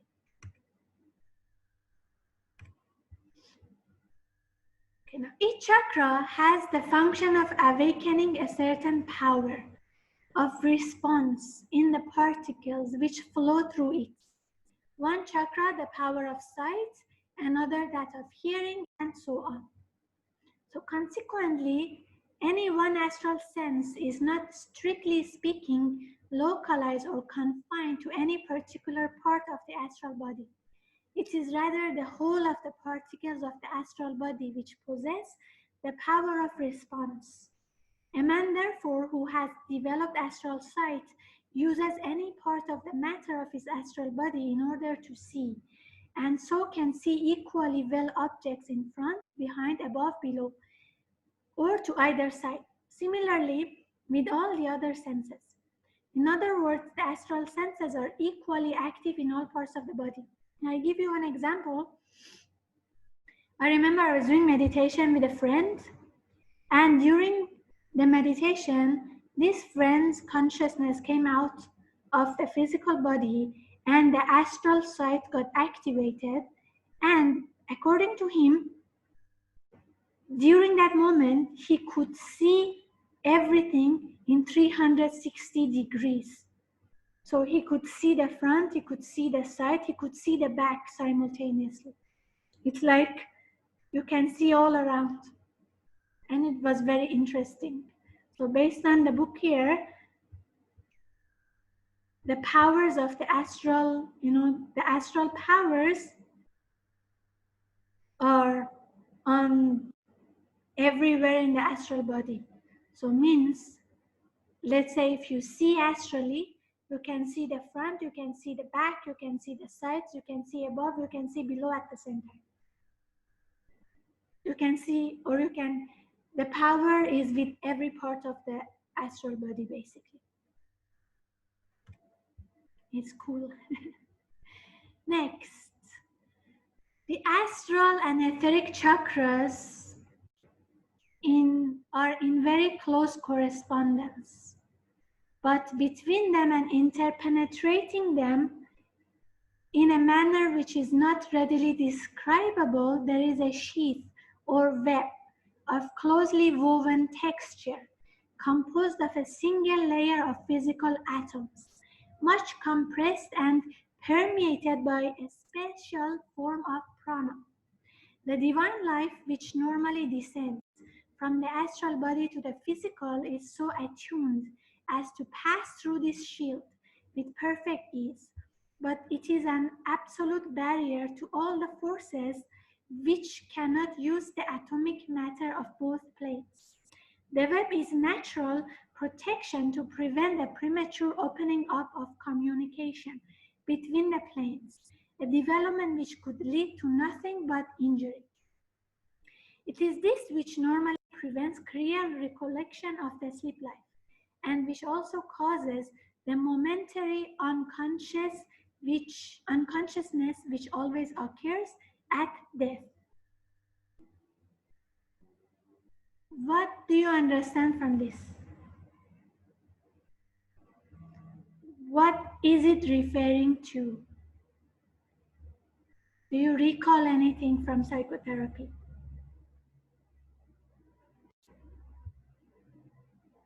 Now, while you are thinking and answering, let's see, Sajal is asking, do you mean there is no location as such of these chakras in the astral body? No, there is a location. It's not exactly on the etheric chakras based on the book, but they, how to say, they have similarities. It means they, what is the term for it? A certain parts are on each other, but it's not exactly on the same location as the etheric chakras based on the book. This means the power, okay? Like for example, in the physical body, we only hear through the ears, but in the astral body, we hear through the whole, the astral power of hearing, I mean. We hear through the whole astral body. Like in the physical body, we only see through the eyes, but the power of seeing astrally is in the whole astral body, something like that. Now, what does it, then what we just read about the web? Someone, G is saying, as we develop, the thick chakra web will become thinner so we can have and register more in our experiences. Yes, it's actually referring to the protective web. You remember in psychotherapy, there is a discussion about the protective web, that it protects us from uncontrolled communication between the planes. And there is a discussion that this web is like a door of a house. But based on here, the book, it says, the higher vibrations means the divine energy can pass through it because it is in the level of atomic, it's in the atomic level. But the rest cannot, unless we develop ourselves for the consciousness to rise to that atomic level. Okay, then we can actually experience higher levels of consciousness through the web. Otherwise, this communication between the planes is protected because it's premature and it's protecting us from injury. And if through a certain means the web is punctured, the person becomes, like psychotic. Again, more detailed understanding and what you call explanation is in the psychotherapy workshop by Master Chirakoksui. Okay, now how the web can injure. The web can be injured in several ways.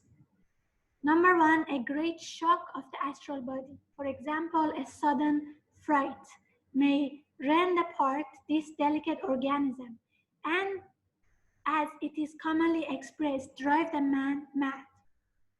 A tremendous outburst of anger may also produce the same effect, as may any other very strong emotion of an evil character, which produces a kind of explosion in the astral body. Now again, if you recall from the psychotherapy, a rush of negative emotion or continuous negative emotions can rupture the web.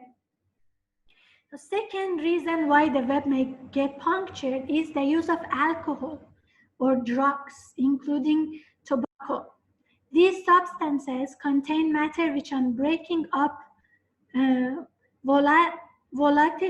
volatilize, some of it passing from the physical to the astral plane. Even tea and coffee contain this matter, but only in a very little quantity, so that only long continued abuse of them would produce the effect. Okay, that's why tea and coffee also can cause addiction, but it's not like tobacco or alcohol or hallucinogenic drugs. Okay, now based on the book, the deterioration or destruction may take place in two ways if we use hallucinogenic drugs or excessive alcohol or smoking. In one type of person, the rush of volatilizing matter actually burns away the web and therefore leaves the door open to all sorts of irregular forces and evil influences. So this caused the person to become psychologically imbalanced. So the person becomes like psychotic. But in the other type of person, the volatile constituents in flowing through somehow harden the atom so that its pulsation is to a large extent checked and crippled, so that instead of too much coming through from one plane to another, we have very little of any kind coming through. Such subjects tend to a general deadening down of their qualities, resulting in gross materialism, brutality, and animalism, in the loss of all finer feelings and of the power to control themselves. Okay? So, if the web is punctured, no, not if the web is punctured, if we use too much alcohol, drugs, or smoking, the web may be affected in two ways. Number one, it may get burned, it may get punctured. Then the person will start to hallucinate, become psychotic. Second, the web may become hard. And if that happens, the person will be like dead emotionally, will not feel any finer emotions anymore. They cannot control themselves anymore. They become very materialistic, brutal, and animal type. Like the person is like, sometimes you tell a person you don't have a heart. Some people are very brutal, savage. Sometimes you think this person doesn't have heart at all. How come this person can do so much of brutal and savage activities and not feeling any guilt, any sympathy, any emotion? So this may be a case.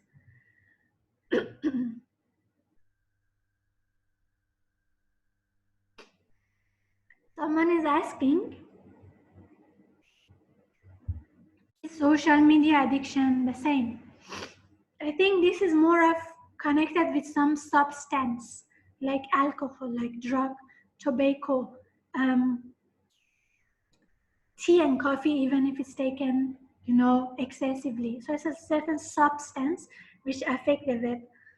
But certain lower emotions, like a sudden fear, sudden anger, again, maybe certain addictive thoughts may affect the web also, but related to the first thing we discussed, not the second thing. Second thing, I think, is more of a substance, excessive use of a substance like alcohol, drug, tobacco. Sorry. The last one is called sitting for development. It relates, it's connected with becoming a medium, and it's like connecting to a spirit or another being. So sometimes in spiritual societies they may sit for development to connect with another being or entity with the aim of learning, but in many cases there are so many lower beings or naughty, elementals or I don't know, beings that may connect with a person and cause damage of the web.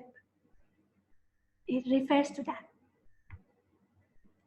Sorry, I think I talked a lot and that's why my throat is a bit dry now. Okay, let's talk about Kundalini, and I think finish the session already. And we will keep the thought forms for the next. Okay, someone is asking, does the web heal? Yes. You need to do, if you have not done pranic psychotherapy yet, I really, really recommend you to do pranic psychotherapy, because that is my favorite, one of the favorite workshops of Master Shrakotsi. Very interesting. Sometimes you think basic and advanced, you use them if the person is sick. So it's like using them maybe case-to-case basis. But I think everybody needs psychotherapy because everybody feels stress, anger, fear, relationship problems, many sorts of different thoughts and emotions. Even if we don't feel it, we are surrounded by them. So we will be affected by them. So psychotherapy will teach how basically chakras are connected with psychological, characteristics, like which chakra is connected with laziness, which chakra is connected with power, which chakra is connected with love, with creativity. And then if a certain characteristic is weak, if we have certain weakness, like I used to be very shy, can you believe it? And that is a problem with the chakra. So instead of really taking the hard way and pushing yourself to talk in front of people, and then it's really hard in the beginning, you get stressed and it takes a lot of time and effort, you can work on the chakra, improve the size, And then that quality will improve by itself. I used to be lazy also. So different weaknesses can be improved by working on the chakras. And then in psychotherapy, you will also learn more about the thought forms and elementals, how to scan them, how to clean them, how to disintegrate them, how to improve the web. If the web is punctured, how we can repair the web. All of this is part of psychotherapy. Fantastic, workshop. You will also learn shields. We said we are living in an ocean of thought forms and elementals. Living in the city itself, we are affected. So how can we protect ourselves, especially if you know you are going to go to a certain, let's say, meeting, which it always ends into lots of arguments and emotional outbreaks and all of this.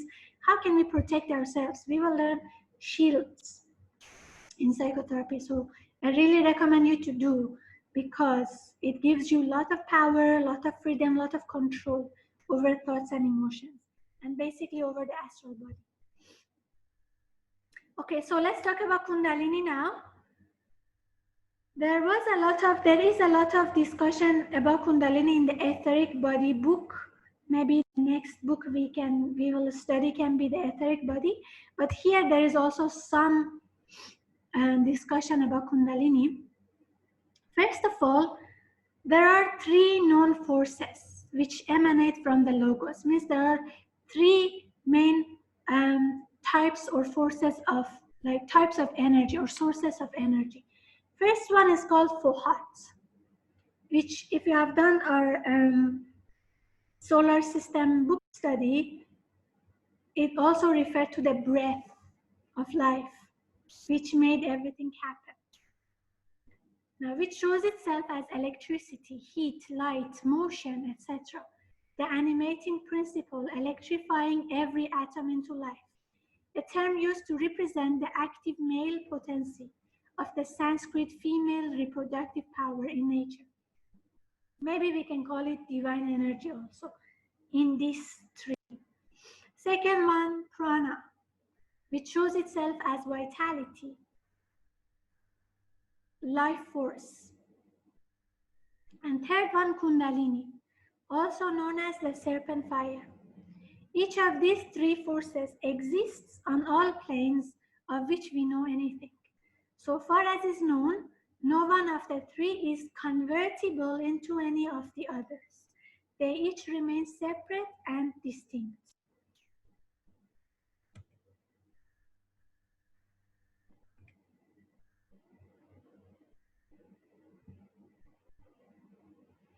Okay, Fohat, I recommend you to re-study the solar system book that we did first. I think in the first session itself, we discussed about this, that in the beginning there were these bubbles, and then there was this breath of life that gave life into them and brought them into each other and created life. And that breath, by Madame Blavatsky, if I'm not mistaken, also called Fohat. Okay. So next, Kundalini is called the world's mother, because through its our various vehicles may be vivified, so that the higher worlds may open before us in succession. Its home in man's body is the chakra at the base of the spine. Based on Master Choa teaching, this somewhere near the base of the spine. It's not exactly in the basic chakra. And for the ordinary man, it lies there unawakened and unsuspected during the whole of his life. No one should experiment with it without definite instruction from a teacher who thoroughly understands the subject, for the dangers connected with it are very real and terribly serious. Some of them are purely physical. Its uncontrolled movement often produces intense physical pain, and it may readily tear tissues and even destroy physical life. Okay, so in our Hatha Yoga workshop, Grandmaster Choa explains Kundalini in detail, and then we have a certain meditation called the meditation Kundalini, which helps to develop and actually awaken this Kundalini energy safely. There is a certain way of doing it safely. But if it's done without proper technique, it may create more damage than help, basically. One very common effect of rousing it prematurely is that it rushes downwards in the body instead of upwards, and thus excites the most undesirable passions, excites them and intensifies their effects to such a degree that it becomes quite impossible for the man to resist them, because a force has been brought into play in whose presence he is quite helpless. They may probably gain certain supernormal powers. There is a school of black magic which purposely uses this power in this way, in order that through it may be vivified those lower chakras which are never used by followers of the good law. Its principal function in connection with occult development is that by being sent through the chakras in the etheric body, it vivifies these chakras between the physical and astral bodies. It is said in the voice of the silence that when Kundalini reaches the center between the eyebrows, which we know it as Ajna, and fully vivifies it, it confers the power of hearing the voice of the master, which means, in this case, the voice of the ego or higher self. The reason is that when the pituitary body is brought into working order, it forms a perfect link with the astral vehicle, so that through it, all communications from within can be received. Okay, so again, if you do our Hatha Yoga workshop or you have done it, there are so many details about Kundalini and activation of Kundalini. It's like what you call fertilizer. When it passes through every chakra, it fertilizes everything in the chakra, good and bad. So as Grandmaster says, we cannot put fertilizer on a ground without removing the weeds. So if we activate the Kundalini without proper purification, without proper preparation, all the lower tendencies will also grow. And at some point, it's very difficult to control them. That's why when you reach to our Hatha Yoga, it's only after basic advanced psychotherapy achieving oneness. So the assumption is after we take all these courses, we have done enough doing heart meditation. We have done enough purification of the physical body, of the chakras, thoughts and emotions. And so when we reach to our Hatha Yoga, we are almost prepared. And then in our Hatha Yoga itself, Grandmaster says preparation for meditation is more important as the meditation itself. So before we do the Kundalini meditation and higher meditation, we still have purification techniques like physical exercise, breathing exercises, blue triangle, and then only we do the arhatic meditation, so that we make sure we are purified. We have removed the seeds, the negative thoughts, the negative emotions. So when the Kundalini energy activate, like pass through the chakras, it only activates the good qualities. The conquest of Kundalini has been repeated in each incarnation, since the vehicles are new each time.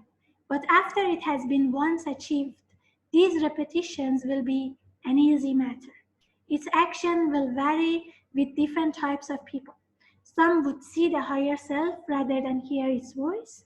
Also, this connection with the higher has many stages. For the personality, it means the influence of the ego. But for the ego himself, it means the power of the monad. And for the monad in turn, it means to become a conscious expression of the logos. Okay? I heard from the seniors that Grandmaster said, for people in the Arhatic Yoga, this is like a review for them. We have been already taking, pranic healing in previous incarnations. Now we take and continue. Okay, so for people who have already activated the Kundalini, in every incarnation, we need to review. It's a new thing. But because it's done before, it becomes easier every time. Okay? And then for different people, it leads to the activation of different powers. Like some people will become clairvoyant, see things. Some people hear things.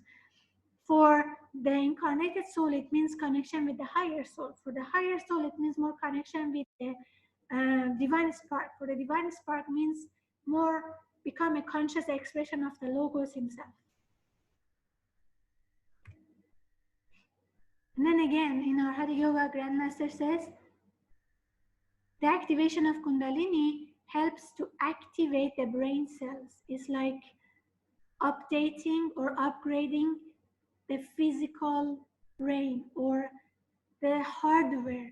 So the hardware can understand the impressions of the software or the higher soul.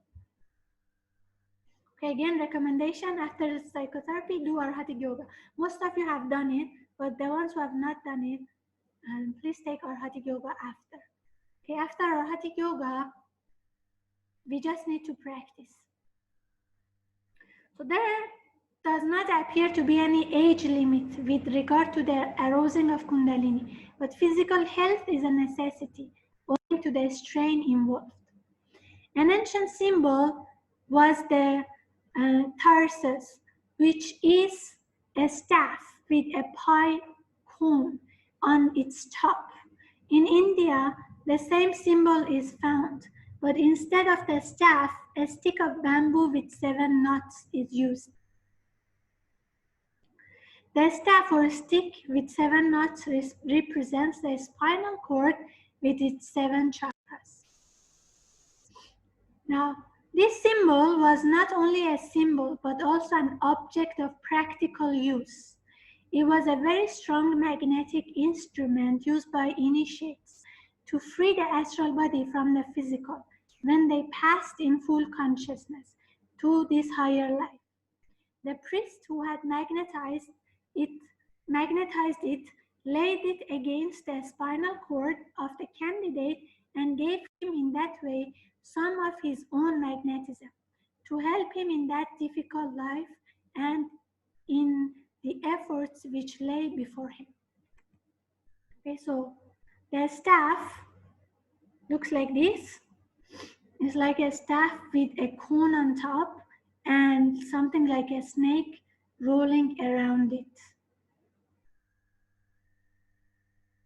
Okay, which later became this staff with 2 snakes and the wings on top. So this basically is a symbol of activating Kundalini because Kundalini moves like the snake. But it was not just a symbol, it had certain spiritual use also. It was used for the teacher to transfer divine energy to the student and help the student to develop certain powers, or for the consciousness to rise up and come out of the physical body. Okay, fantastic. We reach to the next chapter, which is thought forms. I think we keep it for the next session because it's already 9, almost 10 minutes past 9. Thank you so much for joining us for the Astral Body book study. I hope you enjoyed. If you have questions, keep putting it in the chat room and we make it a discussion. So if someone puts a question and others know the answer, please answer. If someone's answers, you want to improve the answer, continue answering. Let's try to understand and grow together. Okay, the astral body is one of the very interesting bodies that we have. It's connected with emotions. One of the things that we are to develop in this, round of evolution. If you have again studied the solar system with us, you know that every round is connected with development of certain, power. And now we are developing the emotional the emotions, which is connected with the astral body, and to a certain extent, the mental body. So this will help a lot. Thank you so much. We will share the link to this study session so you can continue studying, repeating, reviewing, and if you have missed any session, you can review later on. Thank you so much. Have a good Thank day. you. Atma Namaste. Okay. Thank you. Bye-bye. Bye-bye. Thank you. Thank you so much.